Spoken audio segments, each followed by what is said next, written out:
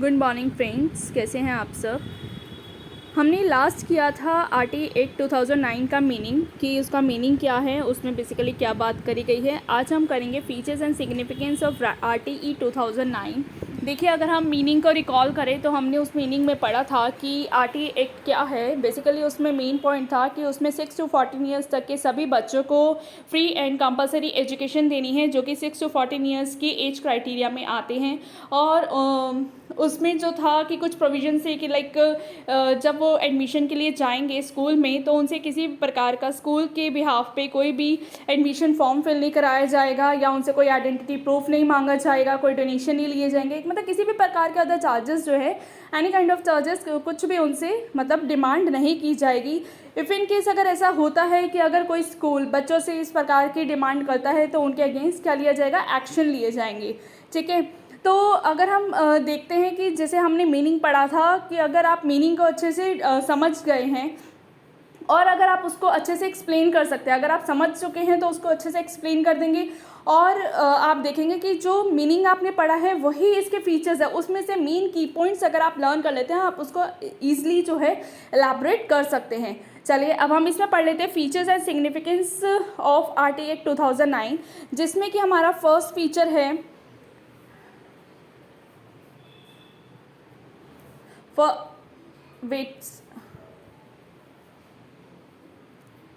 First है इसमें हमारा compulsory and free education for all, जिसमें मैंने आपको पहले भी बताया था कि इसमें बेसिकली बात ही इसी चीज़ की गई है। 6 to 14 ईयर्स तक के सभी बच्चों को जो है free and compulsory education provide की जाएगी। ठीक है, और सेकेंड जो है हमें ऐसे बच्चों को फाइंड करना है जो कि 6 to 14 ईयर्स तक की एज क्राइटेरिया में आ गए हैं और लेकिन उनको एजुकेशन के अभी तक कोई भी फैसिलिटीज़ नहीं मिली हैं, तो हमें ऐसे चिल्ड्रंस को क्या करना है, फाइंड करना है।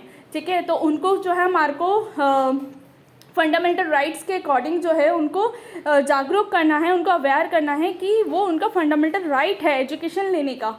ठीक है, तो इसमें बात है कि एक तो जो बच्चे हैं कोई दूर मतलब प्लेस पर रहते हैं, तो ऐसे बच्चों के लिए जो स्कूल का जो कंस्ट्रक्शन है या स्कूल कितने डिस्टेंस में होना चाहिए उसकी बात करी गई है इसके अंदर। और बच्चों को पढ़ने के लिए जितने भी हेल्प बुक्स चाहिए या स्टेशनरी आइटम्स चाहिए, इन सब की बात इसमें करी गई है। तो अब हम इसमें एक बार पढ़ लेते हैं। It is obligatory for the government to provide free and compulsory elementary education to each and every child in a neighborhood school within 1 kilometer up to class 8th in India। Class 8 तक के जितने भी बच्चे होंगे, मतलब basically क्या था, उनका जो डिस्टेंस है वो जो स्कूल है वो विद इन 1 किलोमीटर के दायरे में होना चाहिए। No child is liable to pay fees or any other charges that may prevent him or her from pursuing and completing elementary education. मतलब उनकी एलिमेंट्री एजुकेशन के मतलब उसमें कंप्लीट कर रहा है या वो उसको अभी कर रहा है या कर चुका है, उनसे उसके दौरान जो है उस पीरियड में किसी भी प्रकार की कोई फ़ीस नहीं ली जाएगी, ना ही कोई अदर चार्जेस लिए जाएंगे। Free education also include the provisions of text book, uniform, stationery items and special educational material for children with disabilities in order to reduce the burden of school expenses. अब देखिए, कुछ बच्चे ऐसे थे जो कि डिसेबल्ड थे, लाइक कोई ऑडियो इम्पेयर्ड है, कोई विजुअल इम्पेयर्ड है, कोई लर्निंग डिसेबिलिटीज़ है, मतलब ऐसे बच्चों को जो था उन्होंने मतलब उनके ऊपर किसी भी एक्सपेंस का कोई बर्डन ना पड़े, उनके लिए उन्होंने टेक्स्ट बुक, यूनिफॉर्म, स्टेशनरी, इन सभी मतलब चीज़ों को जो है उनको फ्री प्रोवाइड करने की बात करी गई है किसके अंदर, आरटीई एक्ट 2009 के अंदर। ठीक है, सेकेंड पढ़ लेते हैं हम। इसमें सेकेंड पॉइंट है इसमें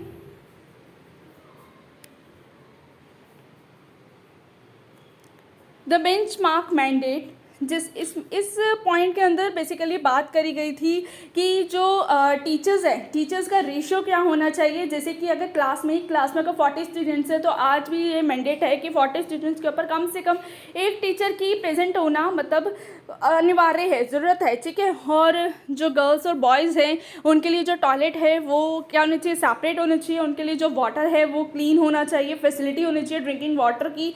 नंबर ऑफ़ टीचर्स कितनी होनी चाहिए कि टीचर्स कितनी हैं। ठीक है, टीचर्स का और स्कूल का वर्किंग डेज क्या रहेगा, लाइक कि Monday to Saturday, Monday to Friday, या टीचर्स के वर्किंग आवर्स क्या रहेंगे कि टीचर कितने घंटे काम करेगा। इन सारी बातों को इस पॉइंट में डिस्क्राइब किया गया है। चलिए पढ़ लेते हैं। The Right to Education Act lays down norms and standards relating to pupil-teacher ratios, number of children per teacher, classrooms, separate toilets for girls and boys, drinking water facility, number of school working days, working hours of teachers, etc. Each and every elementary school in India has to comply with this set of norms to maintain a minimum standard set by the Right to Education Act. ठीक है, I hope आपको ये समझ आ गया होगा point. अब next point है हमारा special provision for special cases.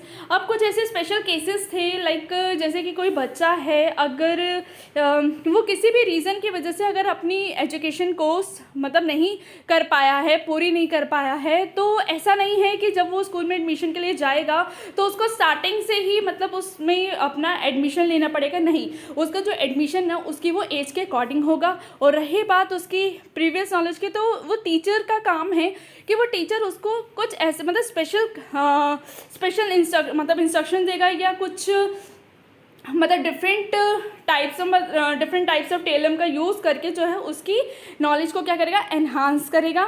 ठीक है, उसको स्पेशल ट्रेनिंग देगा, जिसके लिए ज़रूरी है कि हमारे टीचर्स क्या होने चाहिए, ट्रेंड होने चाहिए। चलिए हम पढ़ लेते हैं इसमें।